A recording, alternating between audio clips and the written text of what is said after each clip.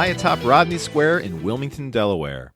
Delaware, also known as the first state, since Delaware alone had the guts to step right up and ratify the Constitution of the United States of America in Philadelphia on December 7th, 1787. Someone had to take the lead.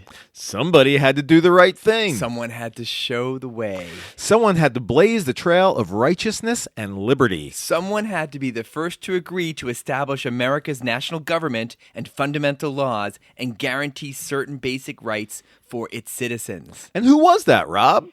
Delaware's Caesar Rodney, who rode 80 miles overnight through thunderstorms on July 2nd, 1776, while wheezing with asthma and with half of his jaw engulfed with cancer, to get to Philly to cast the vote so the colonies would unanimously push for independence from England, although New York did abstain.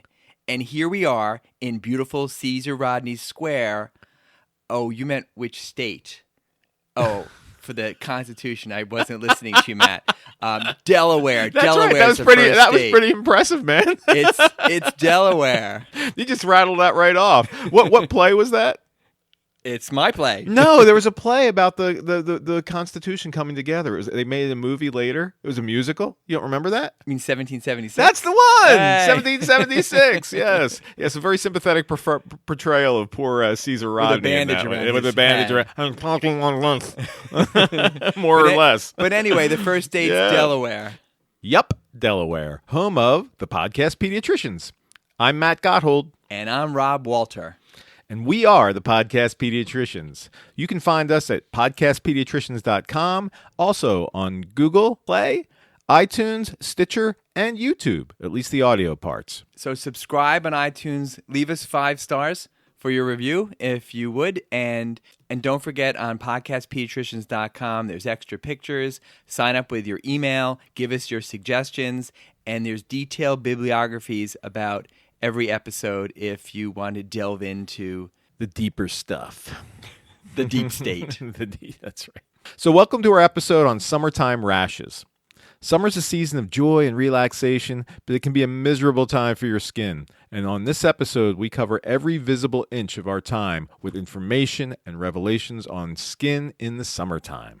Some of the summer skin stuff, like sunburns, insect bites, and Lyme disease, deserve their own shows, and we promise to cover these in future episodes, especially the next one, which will cover sun issues. But for now, we got lots to talk about, but we're just getting into the hot, sunny weather. So, Matt, I just got to quickly state some sunburn facts for our listeners. One bad sunburn as a kid increases the risk of adult skin cancer by 40 to 50%. And the lifetime risk of melanoma has gone from 1 in 300 to 1 in 70 in a few decades. It's the number one cancer-related death in 20 to 40-year-olds. And we both hate tanning beds, or as we call them, cancer beds. Delaware is one of 15 states that have outlawed using tanning beds in under 18-year-olds. First area was Howard County, Maryland in 2009. And remember, always use broad spectrum sunblock, which prevents cancer and wrinkles. So first, our disclaimer. We are sharing our own personal opinions on pediatric care. Always talk to your own pediatric caregiver about your child. Pediatric caregivers should always consult expert guidelines and consider their own community standards of care. So let's start with the thorny topic of miliaria, or prickly heat.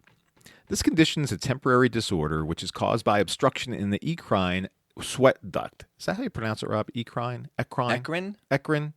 Maybe that's it. I don't know. It sounds too much like equine. It's also known as sweat rash, also prickly heat, or heat rash. So perspiring is an important system for regulating body temperature. When a person's body temperature rises, eccrine sweat glands within the dermis will secrete water through the pores to the skin's surface. This water on the skin then evaporates, and this cools the body. The apocrine glands, sweat glands, work differently, and we'll discuss them someday down the road when we cover stinky, stanky teenage boys. Yeah, but wait, there's also stinky teenage girls too. I want to be totally. I don't know any. Not sexist. Everyone about I it. know is a stinky, stanky teenage boy. Remember the apocrine glands that make the earwax from our earwax episode? Oh, yeah. Smelly earwax. So there you go. It's all coming around to earwax. How about, doesn't it always? So the term miliaria is derived from the Latin millum, or a millet seed. Have you ever eaten millet, Rob? You know, I have not, but Didn't you have a mullet in high school? Different. I've seen pictures. That's a completely different story. Okay. Yeah, I haven't eaten it either, although I wouldn't mind trying. There's a millet beverage in certain parts of the world. There's a millet beer, millet wine, and a Really? drink called tongba. And it is a brew-it-yourself fermented millet. In the Himalayas especially, where travelers often have to carry their meals on their backs, it's apparently a staple. As long as there's a steady supply of hot water, 1 cup of the alcoholic seeds can be stretched into several rounds of beer. How about them apples, huh? How about them millets? So, how do you make this exotic delight? Well, Rob, I will tell you. How do you make this exotic delight? I think it's also in Africa, too. As I think It about is multiple places. Yeah, apparently we're behind the 8 ball on the millet beer. But after letting fermented millet steep in hot water for a few minutes, one is left with a cloudy liquid. And what you then do is you can suck this sour beer up through a bamboo straw that has a seed filtering slit in it. And there are also now plastic tubes that are used for this capacity. And more recently, because we're, moving right into the 21st century here, more recently, aluminum tubes are used. So what you do is you drink until the mug runs dry.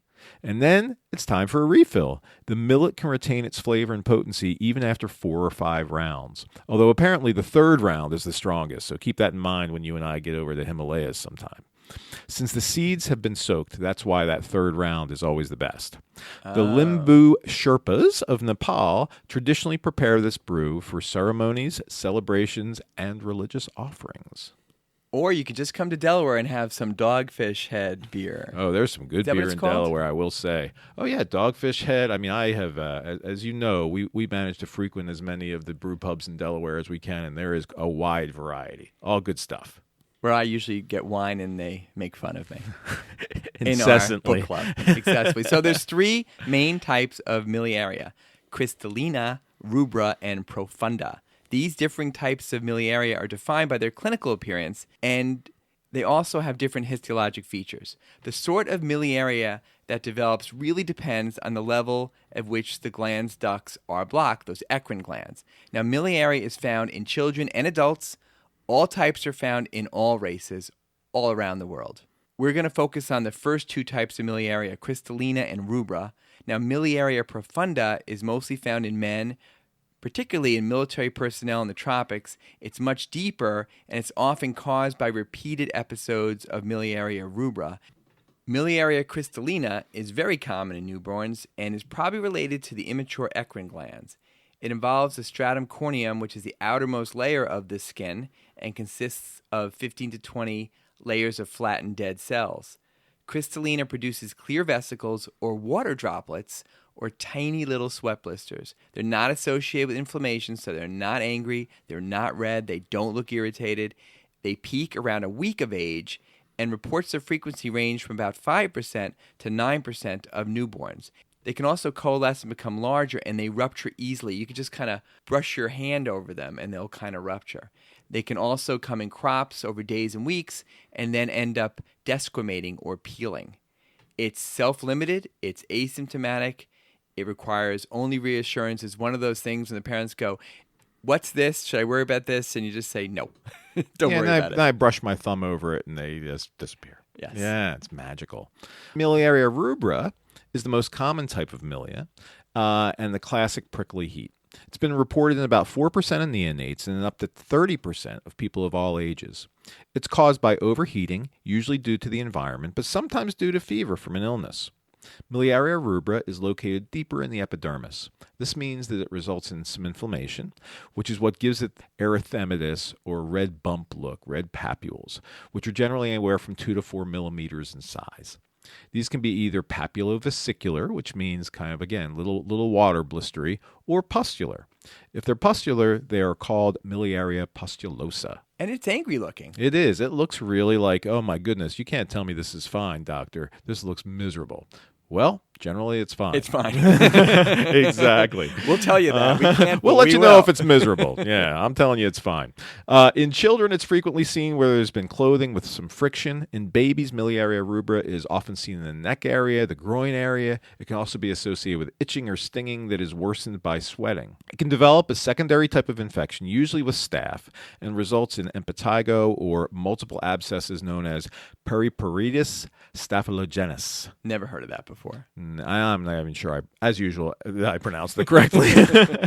It's worth mentioning that these lesions are not located in hair follicles. So this is a big deal. So it's not to be confused with folliculitis, which is another common skin And issue. we see a lot of folliculitis. We do see a lot of folliculitis. Other things that can cause small vesicles, papules, or pustules on the skin include things like viral infections, and this includes things like herpes and varicella. So varicella, by the way, is a herpes virus. We'll discuss that someday.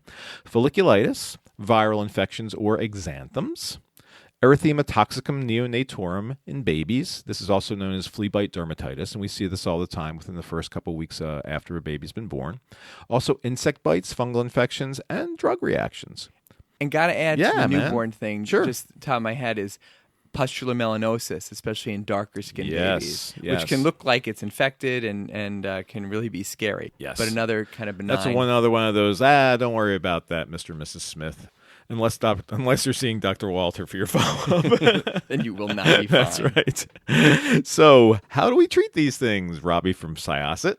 All right, if you're going to say that, you got to say Robbie from the mean streets of Syosset. Okay, all right. The natural history of miliary rubor or prickly heat is that it resolves once its cause is removed by removing occlusive clothing and acclimatizing the child.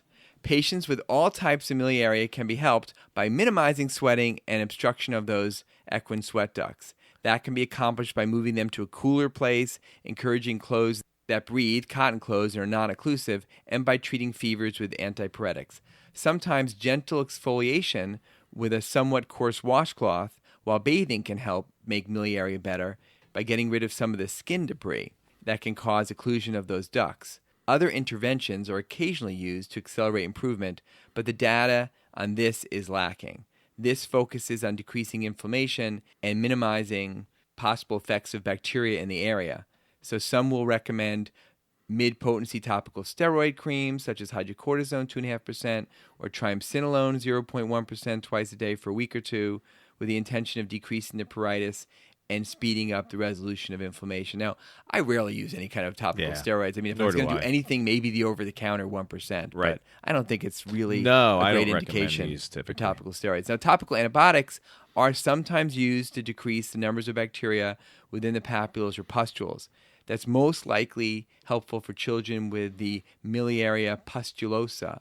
And antibiotics that target staph and strep are used, like clindamycin and erythromycin. Again, I really haven't used that. I think a couple times I've used topical mupirocin, Bactroban, because I like that stuff, but otherwise I don't. So we're going to move on to some wild outdoor rashes, but first, a word from our second sponsor.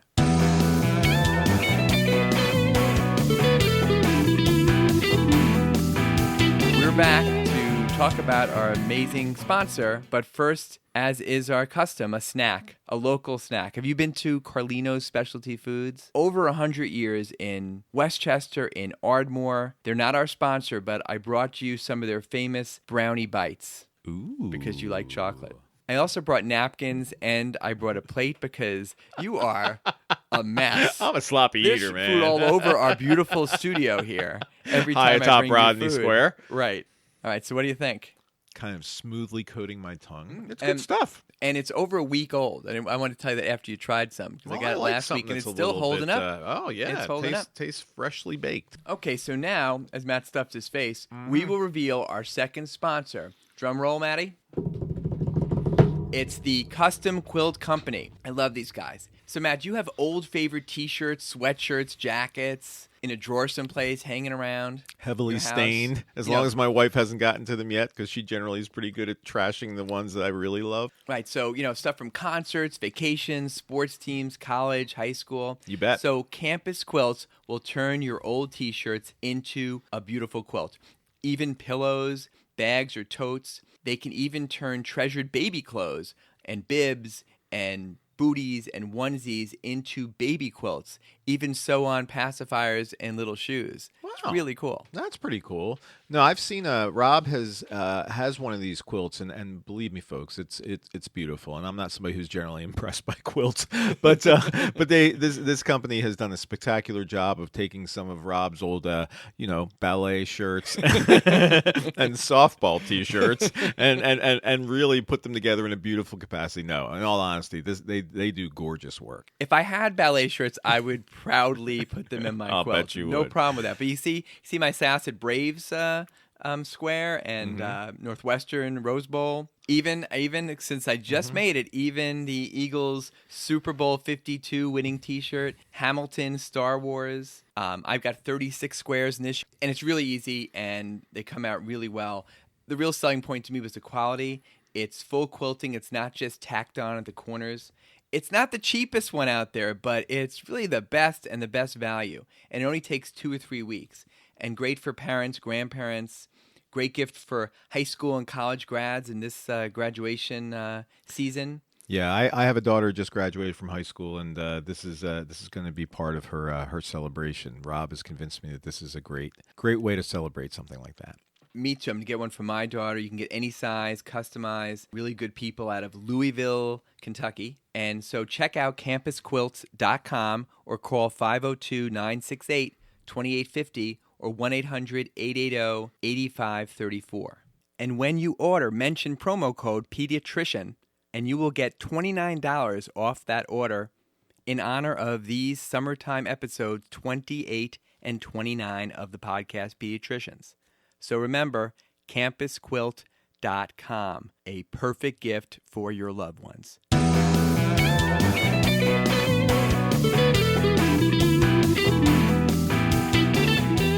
So, does the term leaves of 3, let them be, mean anything to you?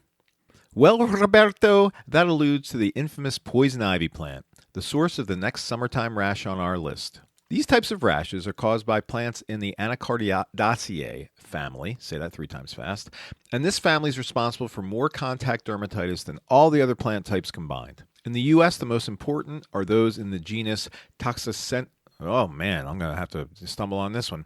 Toxicodendron. Oh, there you go. Toxicodendron. And includes common or northern poison ivy, western poison ivy, eastern poison oak, western poison oak, and poison sumac. Toxicodendron means, quote, poisonous tree. For the sake of sanity, we're going to call all of these plants poison ivy today. But to be clear, the poison ivy plant is not an ivy plant. Poison oak is not an oak. And poison sumac is actually a shrubbery.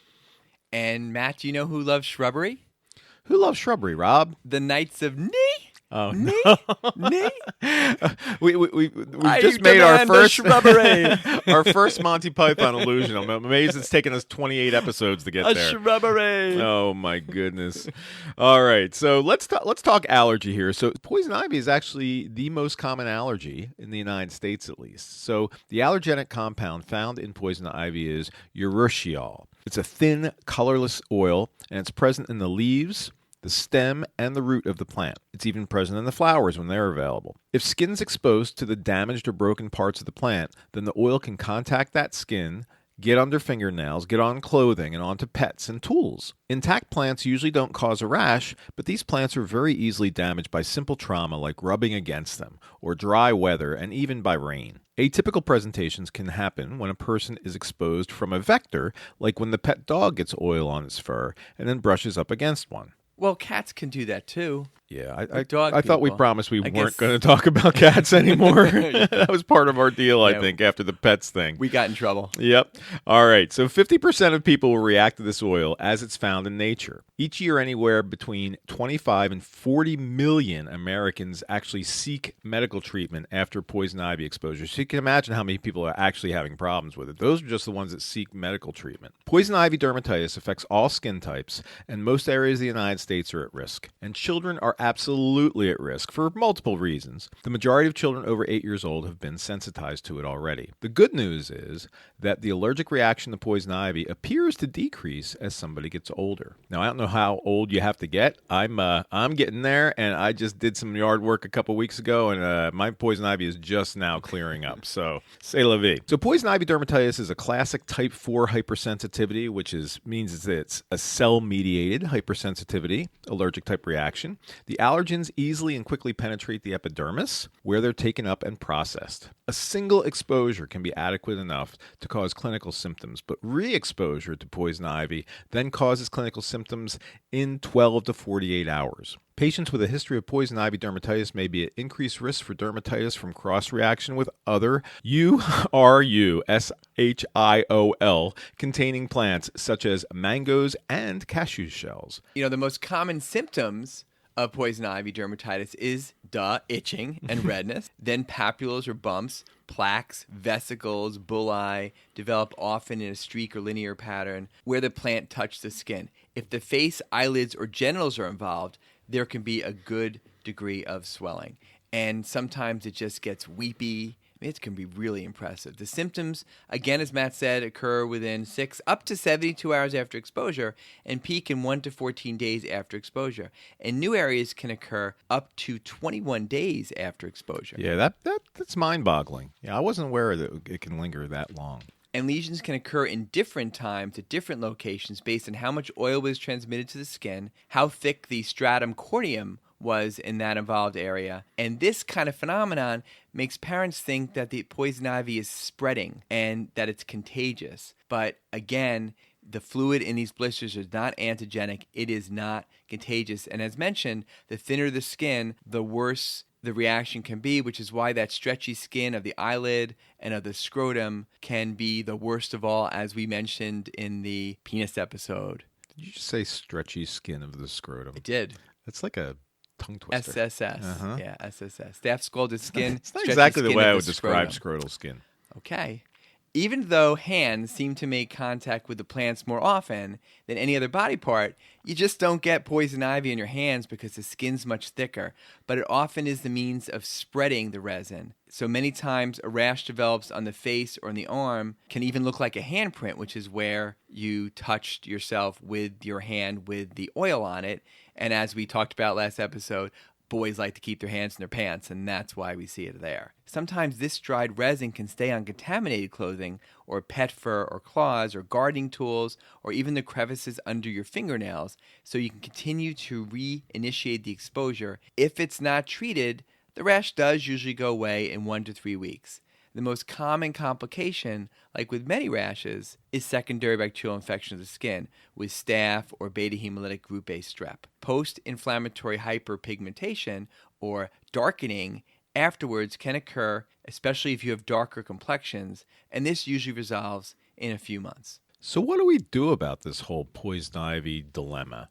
Well, the most effective way to avoid poison ivy dermatitis is to identify and avoid the plants. Unfortunately, the parts of the plants that contain the oils are allergenic year-round. And so, if the allergenicity can hang around for years after the plant dies, this can be a problem. So, if you're hiking in the woods in the winter, it's still not wise to substitute the pretty shiny leaves of 3 for toilet paper. This has indeed happened, and it's in the literature. And to quote an article in Contemporary Pediatrics several years back, quote, poison ivy dermatitis has been acquired in intimate moments of skin contact by people whose sexual partners failed to wash off the urushiol. Ouch. Love hurts. Who sang that, Rob? Who sang Love Hurts?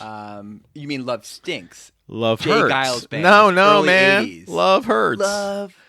Love stinks. Yeah, I probably like that better. But and do you like Centerfold? nah, not a fan. love it. I mean, Jay Giles. I mean, Peter Wolf. Play it loud, Jay Giles. That's good Band. stuff, man. It But is. anyway, so who sang Love Hurts? Oh, Love Hurts. Love Hurts. You know that one? Yes, I don't know. Yep. No Well, let me see here. Well, so did a little research on this one. It was written by an American songwriter, Boudleigh Bryant. And it was first recorded by the Everly Brothers in July of 1960.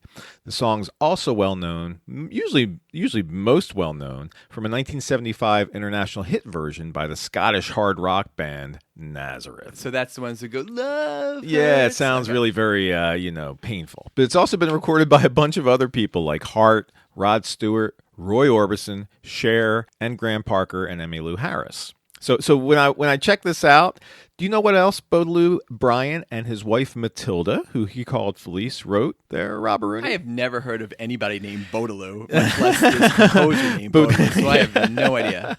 So check this out. The Bryant's list of classics include Bye Bye Love, All I Have to Do Is Dream, and Wake Up Little Susie. Wow. So they wrote all Okay. those things. That's pretty That's impressive repertoire. In fact, over a span of 30 years, this couple would write nearly 6,000 songs together. Wow. That's absolutely incredible. And I still never heard of them. Yeah, and they sold over 200 million records with artists like Roy Orbison, Tony Bennett, Dean Martin, Buddy Holly, Eddie Arnold, Bobby Gentry, Graham Parsons, Simon and Garfunkel, and the Everly Brothers. Wow. I saw the Everly Brothers, and I saw them sing those songs at Summerfest in Milwaukee in the 80s. And you never they put were the great. name Baudelaire Bryant together Never with that, did. you? Now Now I you know. do. Now you can. Yeah.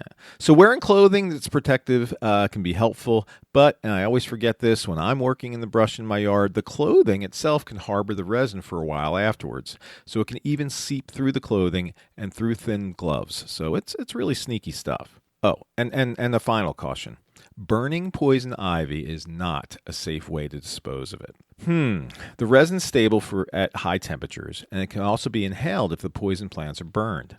The smoke may expose not only the skin to the chemical, but also the nasal passages, throat, and lungs. Inhaled urushiol can cause a very serious allergic reaction, as well as bronchitis and pneumonitis.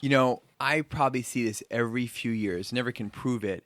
And it's not as much of the breathing issue, which is the highest risk, but it's just kids who have not been in the woods and all. It's the right kind of season, and their face, their body just breaks out. And sometimes they'll say someone was burning something. Yes. And it is really impressive. We'll Yeah. get back to treatment, but those Very kids dangerous. need systemic treatment. You bet. After a known or suspected exposure to poison ivy, any contaminated clothing again should be removed, and the skin should be washed gently as soon as you can. There was a study which showed that after 10 minutes on the skin, 50% of the oil can be removed, but you can only get 10% of the oil off if you wait a half an hour, and after an hour, it's too late. A shower will not help. Despite this, even washing 2 hours after exposure still can help decrease the severity of dermatitis, and fingernails again should be washed meticulously in order to remove resin that can remain under the nails. But remember, if you're going to wash gently. If you start scrubbing the area, it can worsen the rash that's going to come from the poison ivy. The use of barrier creams to prevent poison ivy is controversial. These are applied before the risk of exposure to a contact allergen to attempt to prevent the rash. Organoclay compounds appear to be more effective as barriers than other preparations. The barrier cream that's the best evidence to help for the prevention of poison ivy is bentoquatum, an organoclay compound. You and I know this as Ivy Block. The efficacy of this Ivy Block is supported by a controlled study, and 211 people showed reaction in the past, were treated first with Ivy Block, and only 32% developed poison ivy at that site.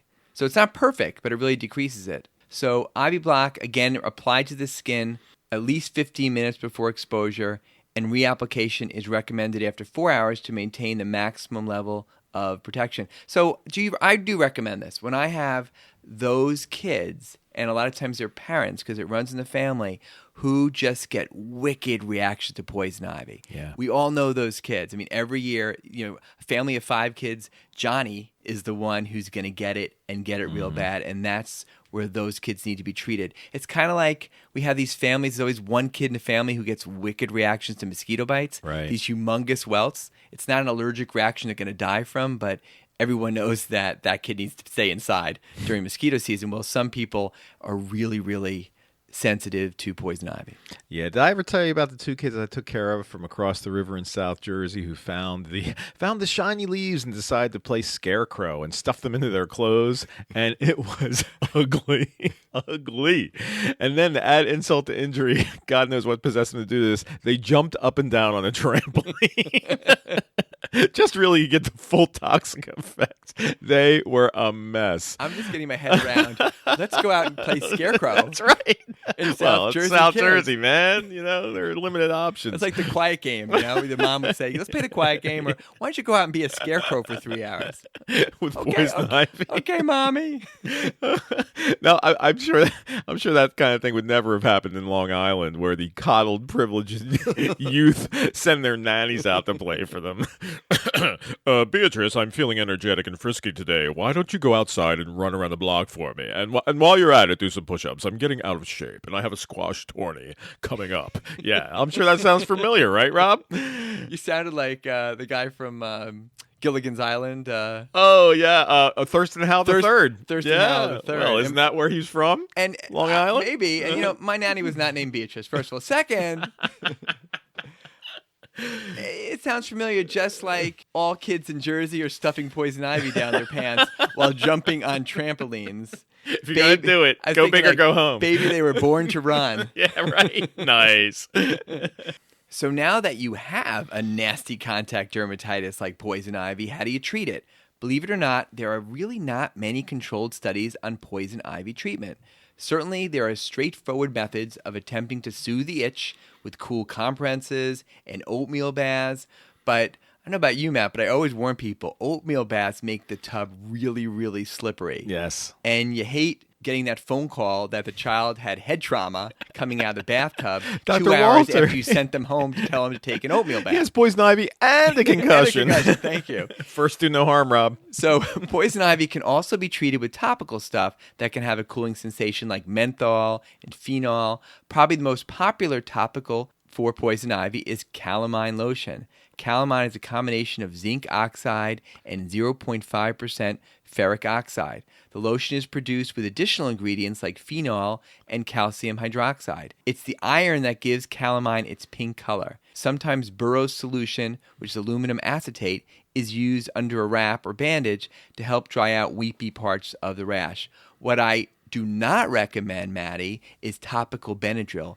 or other topical antihistamines, lotions and creams, or even Calagel, because they really sting. Yeah. Now, sometimes you can put them in the fridge, but overall, when they're going out and getting something for itch, I say, well, go with a topical steroid before you go with a topical antihistamine. Plus, I mean, God knows how much you're using, right? That stuff gets absorbed through your skin. Right.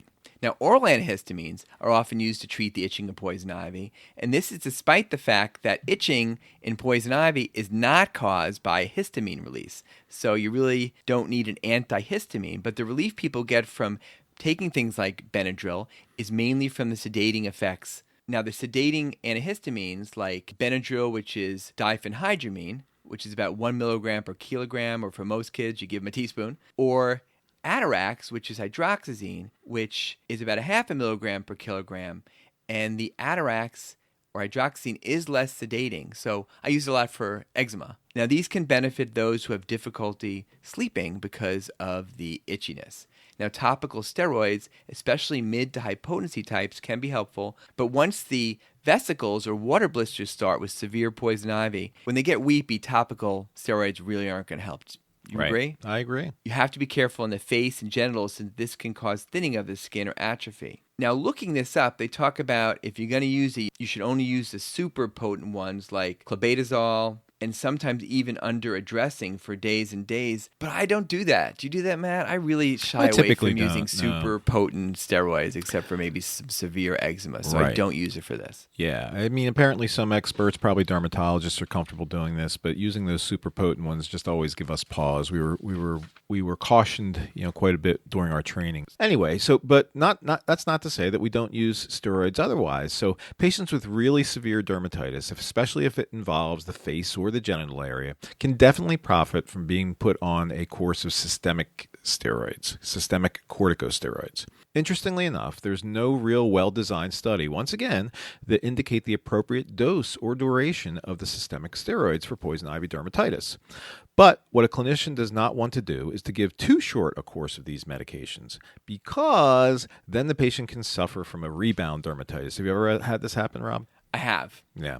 I have this happen oftentimes if somebody goes to, for instance, a medical aid unit and they're given, for instance, 3 or 4 days of a steroid, or even, for that matter, honestly, Medrol dose packs in a lot of cases are too short a course, and things will bounce on you. And we talked about that before, but I got to say, in the milder cases, I have gotten away with that. Right. And Dr. McDermott, he was always said 0.5 per kilo twice a day for 5 days. Right. I agree with you. Sometimes if it's severe, you got to go longer and taper it. Yeah. I'm much more heavy-handed usually. I'll treat this as if I'm treating a bad asthma attack, knowing that that's a tolerable dose of the corticosteroid. corticosteroid. So, as in other forms of allergic contact dermatitis, circulating T cells, T lymphocytes, directed toward the urtiole, I think I've pronounced that 6 different ways now, are able to expand and activate cytokines for a significant period of time after exposure to the antigen. And this is where you can get a rebound effect. It leads oftentimes to a rebound dermatitis if you stop the steroids too quickly. So oral prednisone, or prednisolone for the liquid takers among us,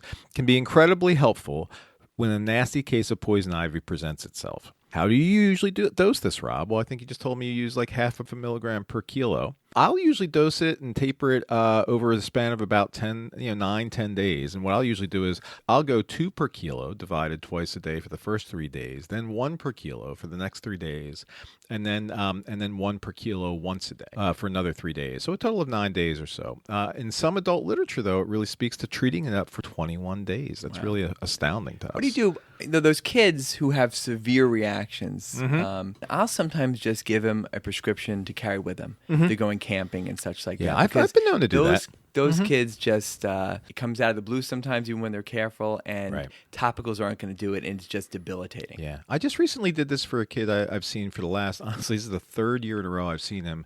His family always goes to North Carolina for a family trip right around spring break, and the kid always comes home with a horrific skin rash. And it seems to be actually from an arrow allergen. I mean, it's not like he's walking in the woods or anything, but this kid's a mess. And so I said, like, hey, listen, next year, let's just plan to give him a course or something. You can start it on your way home, right? Now, if there's a secondary bacterial infection from the poison ivy, then appropriate use of antibiotics, typically directed at gram-positives, should be given. Most patients with secondary skin infections will be infected with either Staph aureus or Group A strep. And I'm not usually finding these are kind of MRSA, so I often will use just Keflex. Old-fashioned cephalexin. It's tough because severe poison ivy, just without infection, can look so impressive and weeping and red and uncomfortable. And I know sometimes I'll overtreat with antibiotics because it just looks so bad. Yeah. But probably it's the steroid that will do more than the antibiotic. But if I think there's infection, I'm giving a steroid, which can decrease your immune reaction to it. I feel more comfortable in those severe cases also covering with antibiotics, even though it's probably another example of unnecessary antibiotics, which we try to avoid. Of course, if we open the door to alternative medicine or the alternative medicine world, things like jewelweed extract has been used for the treatment of poison ivy dermatitis, but it doesn't appear to be that effective. So has cucumber, banana peel, watermelon rind, lemon juice, and honey, golden seal root, witch hazel. All right, you got some of this list. I feel like you got this from like alfalfa or something. Little Rascals. Put some banana peel on it, watermelon, so baking soda, oatmeal, aloe vera, rubbing alcohol, and of course the ever-present apple cider vinegar, which does seem to work for everything. I had 2 patients last week one with mollusca and one with warts, who came in saying, we cured it with apple cider vinegar. I was like, nice. That's great. Yeah. Well, getting back to music for a minute, have you ever heard the song Poison Ivy? It's a classic. Yeah. So it's a classic. It's from 1959. It was originally recorded by the Coasters. It went to number 1 on the R&B charts and number 7 on the Billboard Hot 100 charts. The song discusses a girl known as Poison Ivy, and it's got great lyrics like, Poison Ivy, Poison Ivy. Well, late at night when you're sleeping, poison ivy comes a-creeping all around. Measles make you bumpy, and mumps will make you lumpy, and chicken pox will make you jump and twitch. A common cold will cool ya, but whooping cough will fool ya, but poison ivy's gonna make you itch. I had no idea there's so many medical things in that song. Oh, and here we go. You're going to need an ocean of calamine lotion. You'd better be scratching like a hound the minute you start to mess around. So anyway, I did not do that service by any means. But according to the guy who wrote the lyrics, Jerry Lieber, pure and simple, the song Poison Ivy is a metaphor for a sexually transmitted disease. So much for the innocence of the 50s, right, Rob? So this song was also recorded, shocker, by the Rolling Stones. Oh, that's nice. Yeah, right up their alley. As well as by the Dave Clark Five, the Hollies, the Kingsmen, the Romantics, Linda McCartney, and the ever-popular Hanson. So I take it all of them had experience with STDs. One can only imagine. And it makes sense you'd know that because you've told me before that Poison Ivy was the theme of your South Jersey senior prom about STDs. Actually, my senior prom, I forget what it was. My endless love, I think it was. Mine was my endless love. Mine was Last Dance by Terrible. Donna Summer. Oh gosh, equally bad. But I always thought the song Poison Ivy was about Dr. Pamela Isley. Do you know who that is? I think I do. No way. Isn't that the Batman Poison Ivy Ooh, lady? you did. Yeah. So the Gotham City botanist and eco-terrorist and Batman supervillain Poison Ivy, played by Uma Thurman in the movies, she shoots out plant toxins and uses mind-controlling pheromones. Ooh, we're gonna have to come back to this later. I A know, little later Uma in the Thurman, episode. too. How about that? Any final words on Poison Ivy, Matt? Well, as you mentioned, in this age of comics and superheroes, just this. So Poison Ivy, as you know, is a famous villain, like you mentioned, Rob, in Batman, and her diabolical schemes, which are usually related to protecting endangered species and the natural environment in the form of like eco-terrorism of some type. One of my favorite Batman characters, and I'm a sucker for a sexy eco-terrorist, is indeed Poison Ivy. Yeah. So Uma Thurman was in the 1997 Batman and Robin. Who was Batman in that movie? Do you remember? Was it Beetlejuice? No. George Clooney, man. Yeah. Can you name anybody else who was in that movie? Oceans?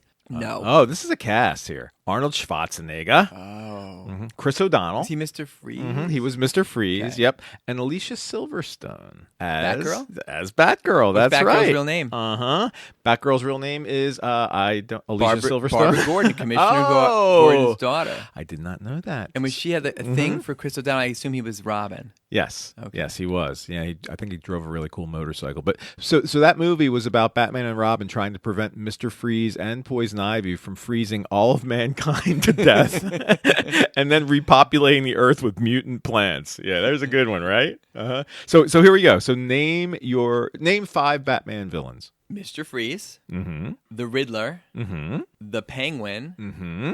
That's 3. Can't use Poison Ivy. Mad Hatter, Okay, there you go. that guy, Catwoman. How could I of forget course, Catwoman? of course. So I did a quick search on these. Bing, and bing, I'll- bing. Give me uh-huh. credit. I got it. Oh Okay. yeah, you ding, ding, ding, ding, you get credit. Good boy, Rob. So I did some research on this, and there are literally hundreds of Batman villains in the comics and everything. But some of the classics were Clayface, Deadshot, Egghead. Who played Egghead? Do you remember? Not Yul Brynner. Vincent Price was Vincent Egghead. Yes, Firefly. Harley Quinn, which I was not aware of the fact that she was a Batman foil there for a while. You know what Harlequin syndrome is? I saw a kid Yes. 2 weeks ago. Yes. Half the baby's I body was know. red, half was white. I've all seen the way it. I've taken down. pictures of it. Yeah, it's Yeah. so cool. It is freaks very out the cool. parents. I recall. Freaks out the It's really parents, fun. but it's cool. It's another one of those things that are really cool that we know is harmless, Right. but completely freaks parents out. Of course, then the parents said, Yeah. "Why do they do that?" I'm like, "It's a vascular thing. I have Neurovascular immaturity. Yeah. yeah, who knows? Neurovascular immaturity. Yeah. Killer Croc. So he was, I think, in the Suicide Squad movie, right? Killer Croc like he wore Crocs." No, That was his thing? that would be me. Yeah.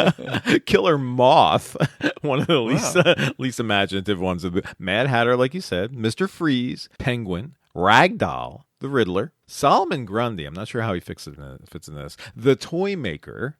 Oh, right, the toy maker. Uh-huh. And probably the meanest of them all, the ventriloquist. Believe it or not, the ventriloquist was indeed a Batman criminal. Okay. Yeah. Yep. So, who's your favorite? Probably the Penguin. Yeah. I don't know. Catwoman. Yeah, she's got some advantages over true. some of the others. That's true. Smart and All right, beautiful. can I change my vote Yep. and go back to Catwoman? Sure you can. Yep. All right. So, this is probably a good time to take a break.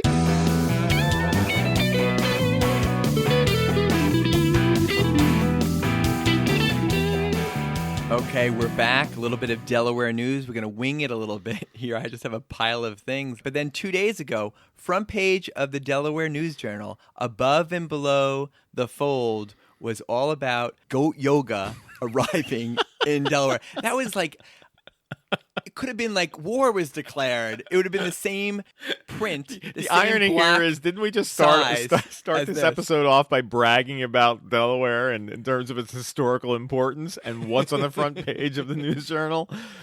Goat Goat yoga yoga. has arrived in Delaware. Huge Woohoo! picture. So anyway, for the goat, if goat yoga is your thing, come to Delaware. We've got goat yoga. Before we get to the main thrust, there was an article a few weeks ago in the News Journal about what Delaware's most searched ailment is.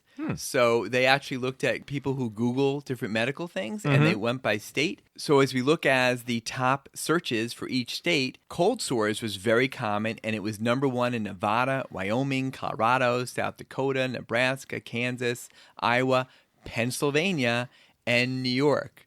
So a lot of cold sores, maybe herpes in sores. the region, a lot the of Googling Mid-Atlantic. about that. Yep. Sore throats and sore throat cures were most common in Alaska, Utah, Hawaii, Indiana, Michigan, Ohio, Virginia. I can't really put a rhyme or reason on how these states end up together. Nausea.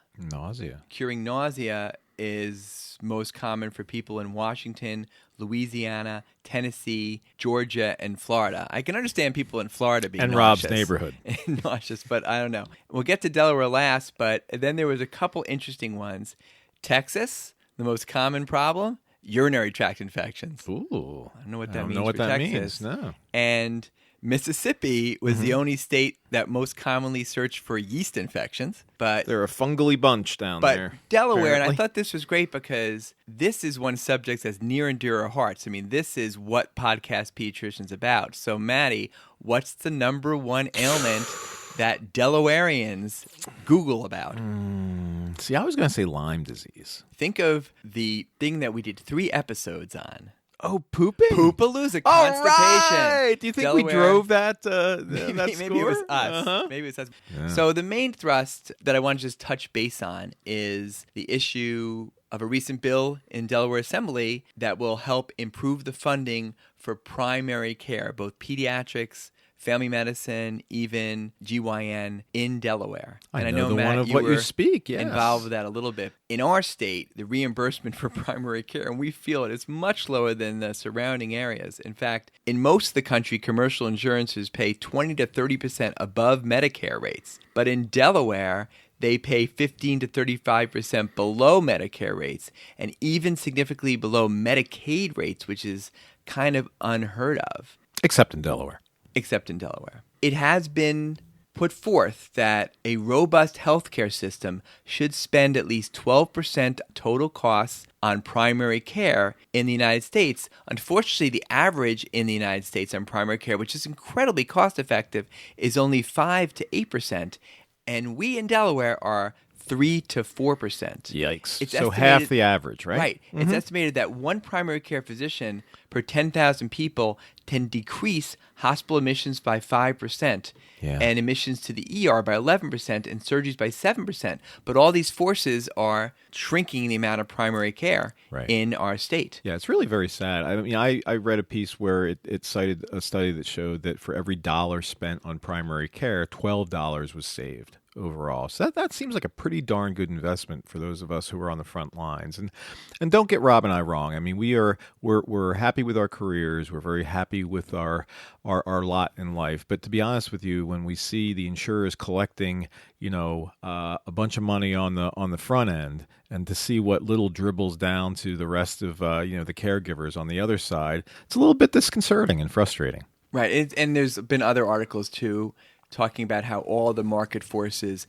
these insurer issues, the big hospital systems, they're just driving out physicians in primary care. Yeah, I attended the Senate hearing here in Delaware and listened to multiple, I would say at least 5 or 6, mostly family docs describe how essentially they were going to be either closing their practices or going to a concierge model. And when one goes to a concierge model, you can only take care of maybe, 1/6 of the number that you used to take care of. And what's going to happen to all these patients? So it was really a very sad and sobering hearing. And hopefully our legislators will have an idea of how important this is to those of us who are on the front lines, that we be able to sustain our offices and care for our patients. And it's also kind of sad that the big hospital system, the children's hospitals, the big adult hospital area, in the short term want to help primary care, but they're really wary about trying to get the piece of the pie from the 3 to 5% closer to where it should be, Right. 8 to 9%, because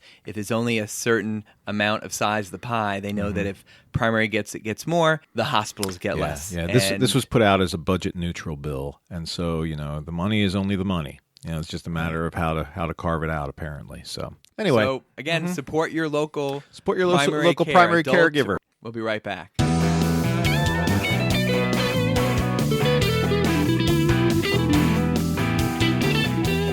Okay, in the final stretch, what else do you have an itch for, Matt?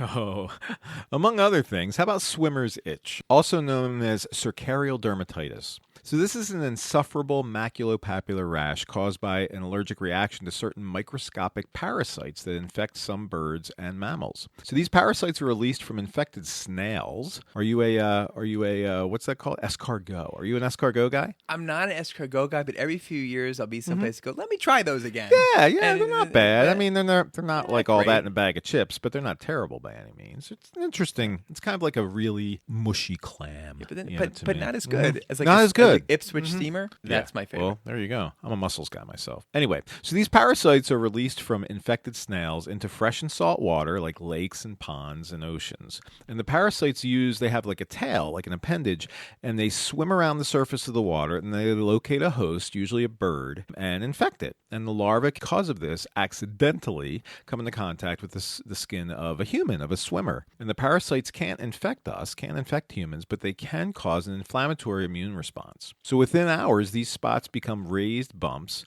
which are extremely itchy. The parasite penetrates the skin and dies in the skin immediately.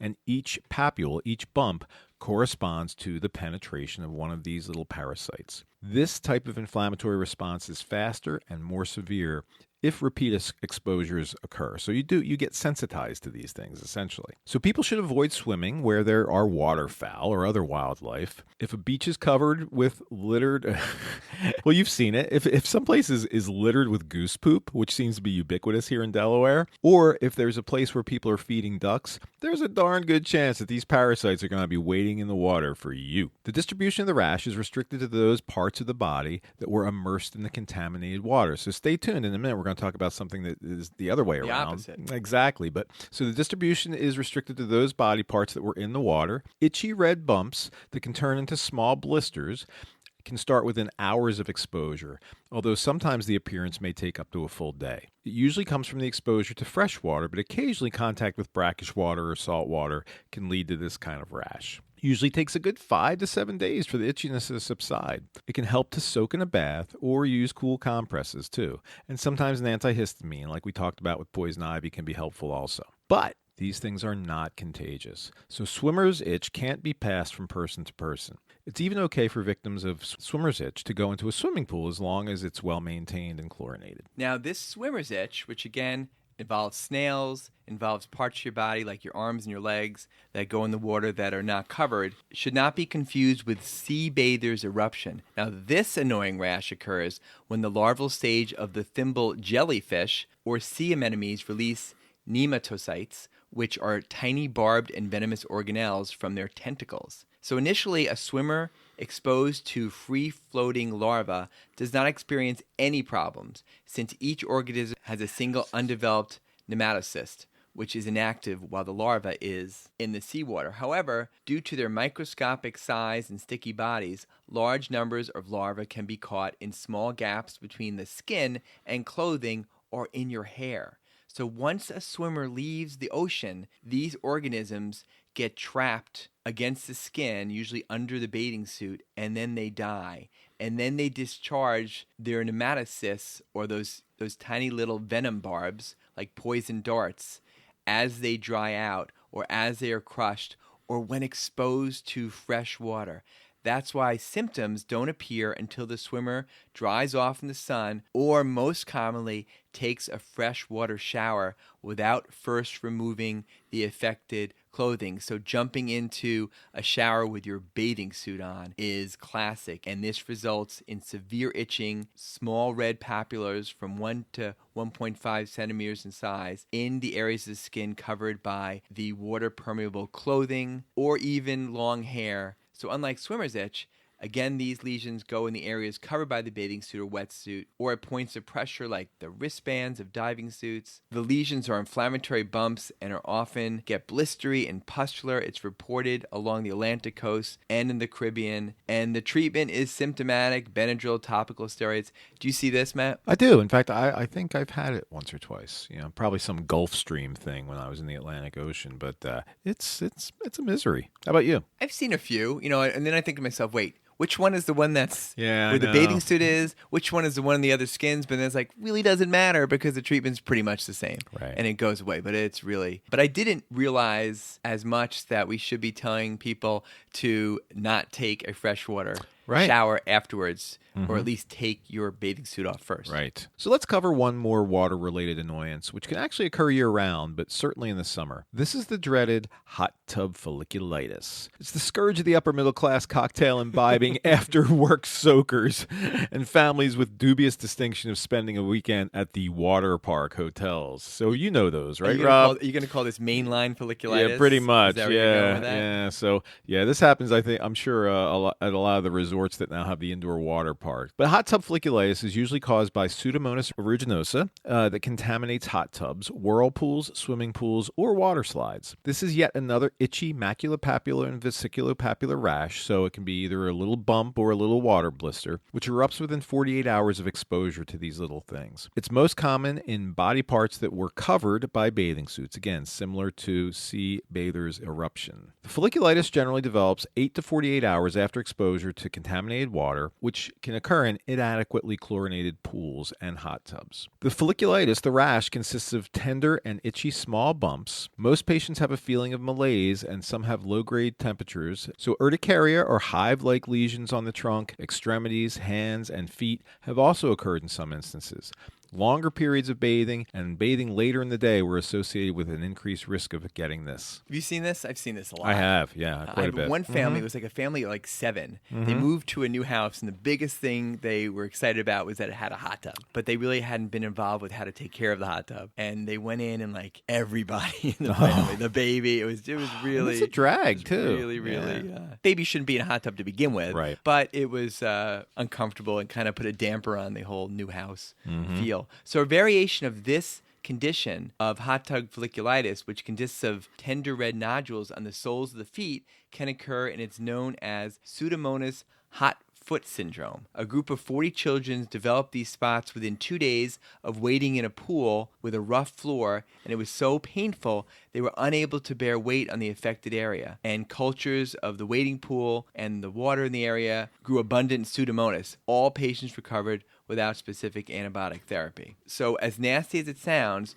Pseudomonas folliculitis and hot foot syndrome are self-limited conditions, and they improve with symptomatic care. And oral fluoroquinolone, like ciprofloxacin, can sometimes be used for lesions that are persistent or cause significant discomfort. I don't know about you, but my go-to is Neosporin. Really? Topical Neosporin. How I about read that? it in some journal, and it really works. Does it? It gets severe case, you'll use the oral medication. I've used the Cipro 2 or 3 times. Yeah, not very often. Okay, so I think that wraps it up for today. Oh, yeah, I forgot. Don't forget to register for Hot Topics in Pediatrics July 26th to July 28th at the Grand Floridian in Disney World. Matt will be there, even though he's not a Disney guy, and I'll be moderating much of it, including 3 hot controversies. Should you advise your patients that they should play football? Would you let your own kids play football? Do we really need to check for hypercholesterolemia on low-risk 11-year-olds? And should we reach for our prescription pad for pills, or push ADD coaching and executive function coaching on most of the kids who present with ADD issues? We really like to see you there. Space is limited. Find it online. Hot Topics in Pediatrics. So next time we return, we'll talk all about sunburn, another scourge of summertime for many children. If you're listening closely next time, you may even learn what the mysterious letters SPF mean, both literally and practically, and of course, be regaled by our stories of horrible cases we've seen, at least for one of us, personally experienced as well. And we'll touch on the phytophotodermatitis and Ooh. what we call the other Lyme disease. Yeah, sounds good. So good stuff awaits. So say goodnight, Robertus Maximus. Good night, Pachinita Matilda. Oh, I'll have to look that one Look up. it up. Measles make you bumpy, and mumps will make you lumpy, and chicken pox will make you jump and twitch. a common cold will fool ya, and whooping cough will cool ya. But poison ivy, Lord, will make you itch. You're gonna need a lotion of calamine lotion. You'll be scratching like a hound the minute you start to mess around. Poison ivy, poison ivy. Late at night while you're sleeping, poison ivy comes a creeping around.